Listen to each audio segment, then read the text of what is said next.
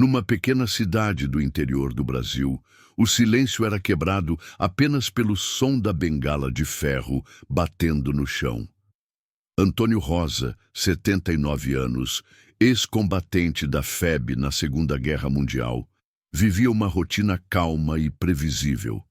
Ele já não sonhava com missões, tampouco com combates. Seu único inimigo agora era o tempo. Desde Monte Castelo, carregava mais cicatrizes na alma do que no corpo. Em cima da lareira, uma foto antiga mostrava ele e seu pelotão, jovens, firmes, eternos na memória.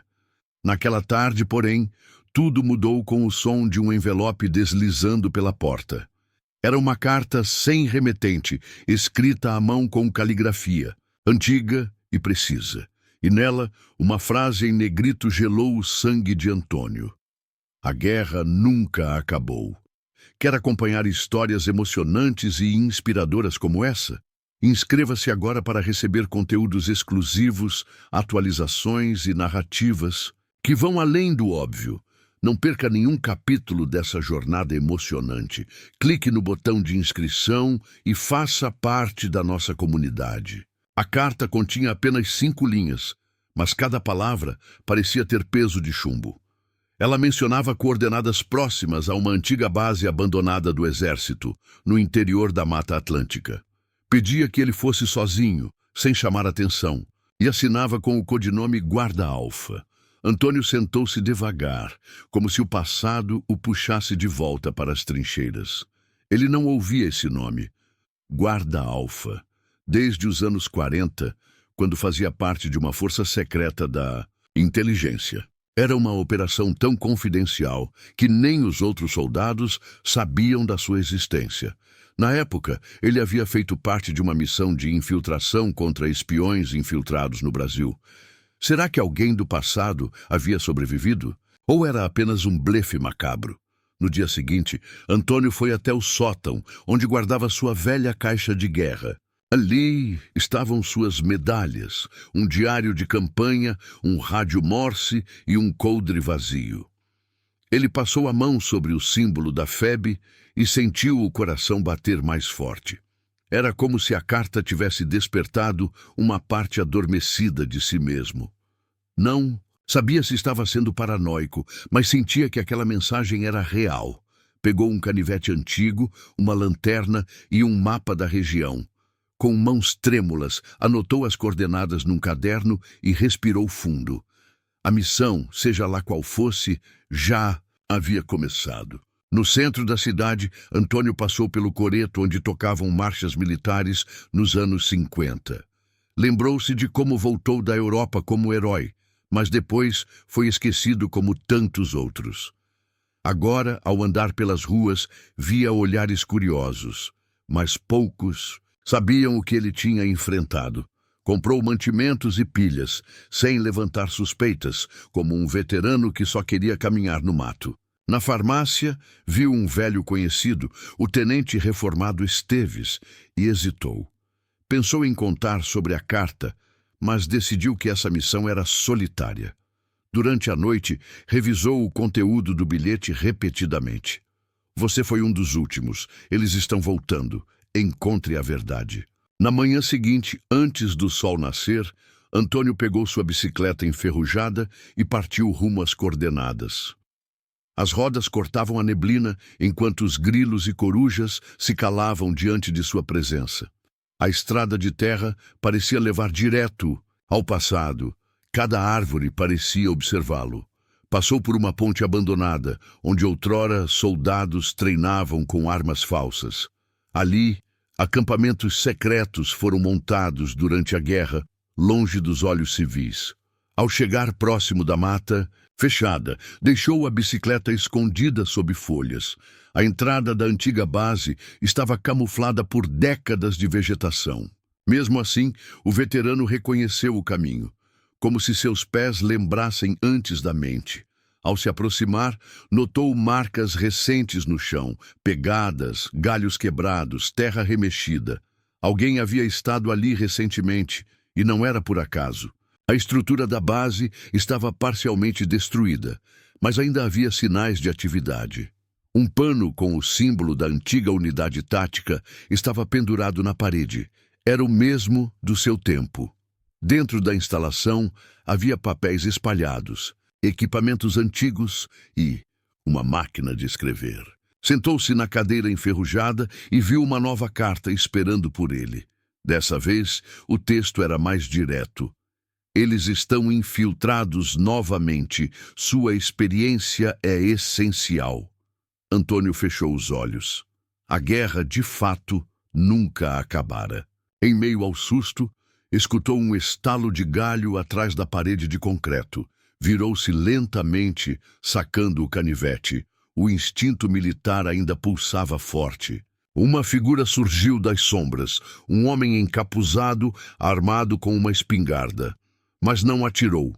Jogou uma pequena identificação no chão e disse: "Guarda Alfa, sou eu agora." Antônio reconheceu o brasão e o codinome. Era mesmo uma operação ativa.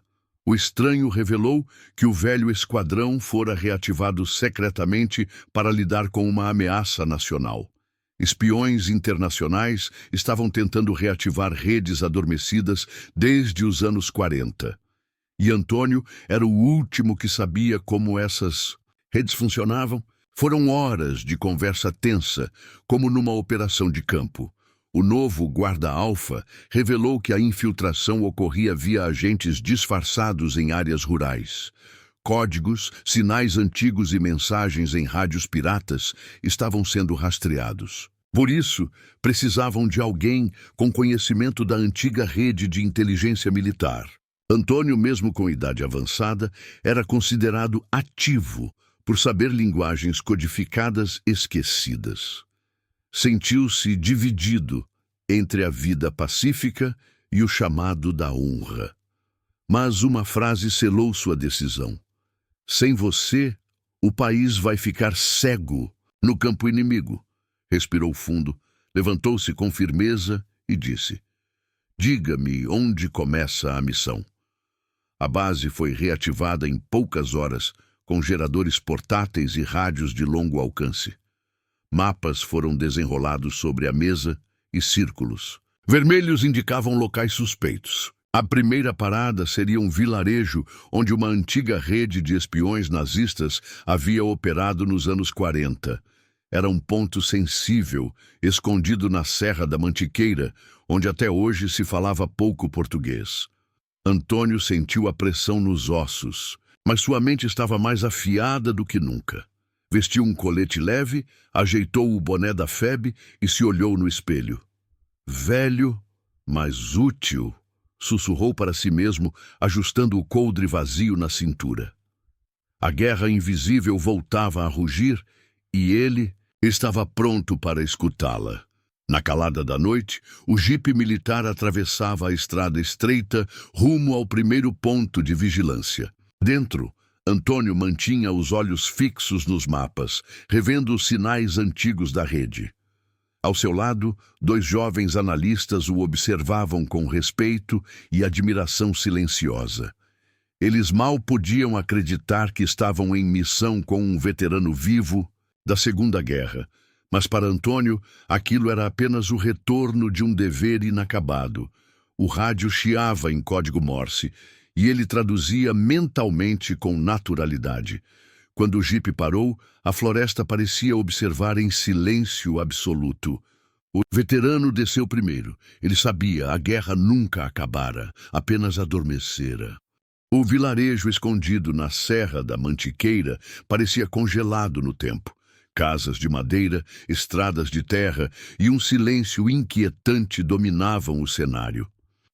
Havia um pequeno rádio comunitário que só transmitia músicas folclóricas e avisos agrícolas, mas Antônio sabia que os espiões usavam músicas cifradas para enviar mensagens codificadas. No pequeno bar da praça, ele ouviu uma canção que não escutava desde 1945. Era o mesmo hino que os infiltrados nazistas usavam para acionar pontos de encontros secretos. O sangue em suas veias pareceu gelar, mas ele manteve o olhar calmo. Observou 3 homens jogando dominó e trocando olhares discretos. Os sinais estavam todos ali.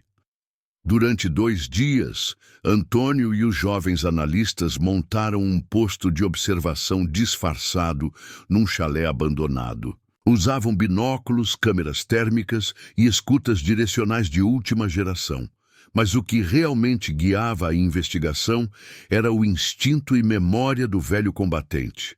Ele notava os padrões sutis, horários de chegada, palavras repetidas, olhares silenciosos. Um dos jovens perguntou como ele conseguia decifrar tudo sem tecnologia. Antônio apenas sorriu e respondeu: "A guerra ensina a ler olhos, não telas." Na madrugada do 3º dia, captaram um sussurro vindo de um rádio portátil. Era um código em alemão. Fase 1 concluída. Ativar célula principal. A mensagem confirmou que o vilarejo era um centro ativo de espionagem internacional. Os dados foram enviados diretamente à inteligência do Exército Brasileiro, que autorizou vigilância intensiva. Mas Antônio desconfiava que havia algo ainda mais profundo operando ali. Pediu permissão para se infiltrar pessoalmente numa reunião de veteranos da comunidade alemã local. Vestiu um terno escuro, levou seu medalhão da FEB e se apresentou como historiador militar. Foi recebido com desconfiança, mas seu alemão fluente e comportamento respeitoso abriram portas. Durante a conversa, mencionaram um arquivo rubro que estaria escondido desde 1944. Esse arquivo conteria os nomes de todos os agentes infiltrados ativos até hoje. Na noite seguinte, Antônio voltou ao local com uma câmera escondida no botão do paletó. Gravou um velho ex-nazista, mencionando a existência de um abrigo subterrâneo na antiga estação ferroviária. Era um lugar abandonado há décadas, com acesso selado por dentro. Com cautela, Antônio e a equipe entraram na estação durante a madrugada.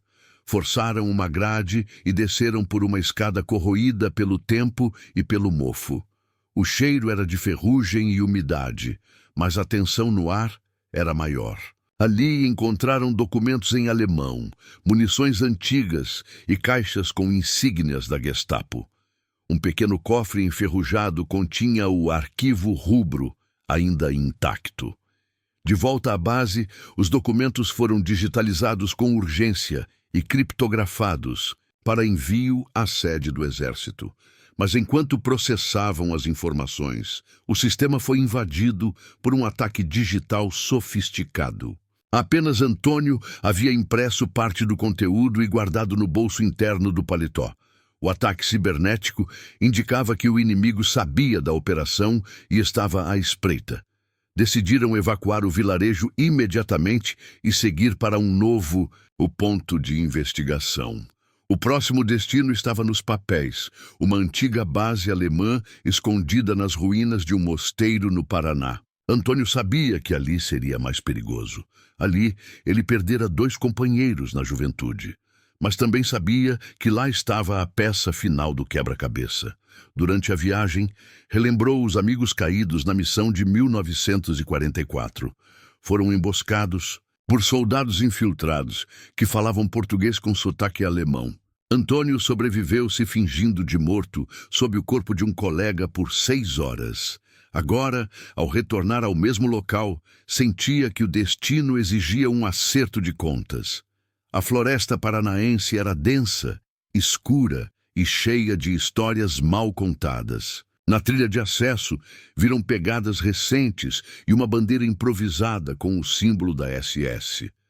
A base nazista não era apenas ruína, estava ativa, oculta entre os ramos e a neblina. Era ali que operava o cérebro da rede, o chamado Quartel da Sombra. Montaram acampamento a 500 metros da estrutura e enviaram drones para mapear a área. O local era uma mistura de mosteiro em ruínas e bunker militar camuflado. Havia sentinelas, armados, torres de rádio e movimentação noturna intensa. Era impossível que aquilo existisse sem apoio de algum grupo atual. As suspeitas recaíam sobre uma facção internacional financiada por grupos extremistas. Antônio sugeriu um plano ousado: infiltrar-se como técnico de comunicação usando credenciais forjadas. Ele mesmo faria isso, mesmo com a idade avançada. Só quem esteve na guerra sabe caminhar entre os fantasmas dela, disse com firmeza. Na manhã seguinte, com o disfarce pronto, Antônio se apresentou no portão do bunker, fingindo ser um especialista em rádios antigos. Para surpresa da equipe, ele foi autorizado a entrar sem muitas perguntas. A organização confiava demais. Lá dentro, viu arquivos modernos ao lado de equipamentos dos anos 40, num contraste sombrio. Homens jovens falavam em alemão e russo, organizando operações com mapas do Brasil. A estrutura era muito maior do que o previsto, com corredores, dormitórios e câmaras trancadas. No centro de comando, viu algo que o fez congelar, uma foto sua dos anos 40 com uma marca vermelha no rosto. Eles o esperavam. A carta anônima não havia sido apenas um chamado, era também uma armadilha. O alarme soou minutos depois de sua entrada. Alguém descobrira sua verdadeira identidade. Mas Antônio já havia ativado um rastreador preso ao seu cinto. Do lado de fora, a equipe da inteligência preparava a extração com apoio de um helicóptero militar. Dentro do bunker, ele correu pelos corredores enquanto tiros ecoavam pelas paredes. Aos 79 anos, movia-se com uma mistura de dor e coragem, que nenhum jovem podia compreender. Conseguiu acessar uma sala com documentos secretos e os colocou dentro de uma bolsa impermeável. Ao ser encurralado, lançou uma granada de luz e mergulhou por um canal de esgoto antigo. Emergiu na floresta, ensanguentado, mas com a missão cumprida. O helicóptero o recolheu no alto de uma colina, onde acenava com um pano branco. Dentro da aeronave, entregou os documentos a um oficial da inteligência que o esperava. As provas desmontaram toda a rede de espionagem que operava há quase 80 anos em silêncio. Em Brasília, um dossiê foi montado e encaminhado aos altos comandos das Forças Armadas. A missão secreta foi encerrada oficialmente, mas uma mensagem ecoava entre os oficiais. A guerra muda de forma, mas nunca termina. Antônio voltou. A sua cidade com um olhar distante, como quem carrega o peso de 2 guerras. Mas ele sabia, o pior ainda estava por vir, e isso ninguém mais via. O retorno de Antônio à sua cidade foi silencioso, sem faixas, sem repórteres, sem reconhecimento. Mas ele não buscava aplausos, apenas precisava de paz, mesmo sabendo que ela não duraria. No bolso, carregava uma carta não enviada do seu comandante da FEB, escrita em 1945. Nela, o oficial dizia: "Se um dia o silêncio for interrompido, você saberá o que fazer." Antônio percebia sinais em todo lugar. Olhares estranhos, conversas em línguas estrangeiras, carros estacionados por muito tempo. A rede fora desmantelada, mas havia remanescentes, sombras que se mexiam nas beiradas da sociedade. Um novo bilhete chegou uma semana depois, desta vez colado ao seu portão. "Você sobreviveu, mas o próximo alvo é alguém próximo." Assustado, Antônio foi até a casa de sua filha, Joana, que trabalhava como historiadora militar. Ela havia recebido um e-mail misterioso pedindo ajuda para traduzir documentos da Segunda Guerra. A descrição dos papéis coincidia com os arquivos que ele havia extraído do bunker nazista. Antônio sentiu o peso da missão ressurgir nos ombros. Sua família agora era parte do alvo. Decidiu treinar a filha em códigos, autodefesa e leitura de sinais, como havia feito com os recrutas em 1943.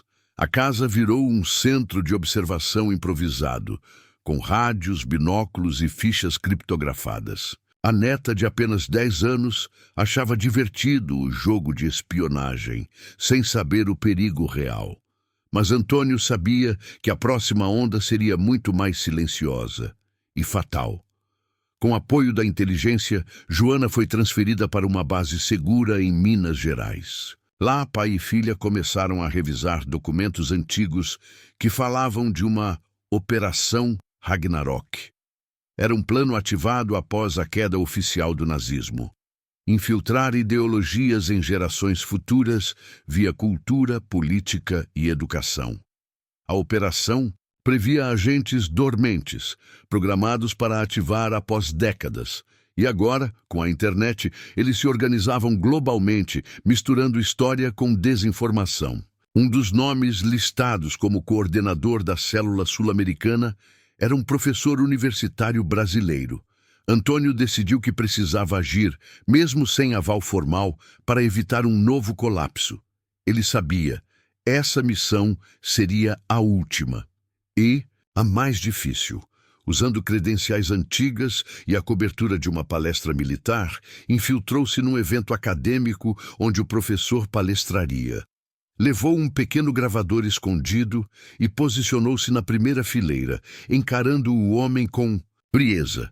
Durante a palestra, notou palavras-chave camufladas em frases comuns, códigos para ativar células. Gravou tudo, saiu discretamente e acionou o contato da inteligência para confirmar os dados.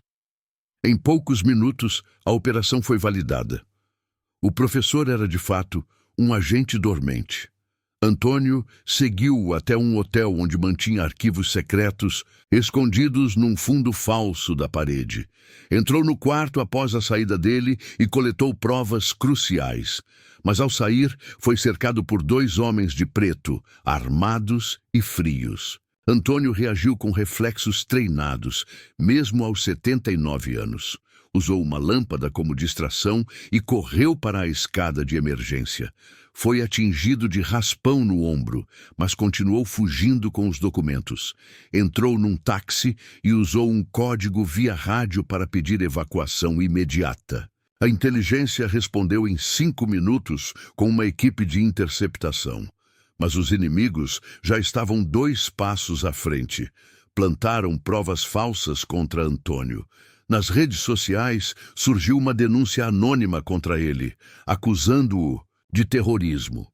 Agora, o herói era caçado como inimigo público. Na base militar, alguns oficiais começaram a duvidar da lealdade de Antônio. A idade avançada, somada às evidências plantadas, gerava incertezas até entre aliados. Apenas Joana e alguns veteranos confiavam plenamente nele. Decidiram, então, esconder-se em uma casa de apoio da FEB, num sítio afastado.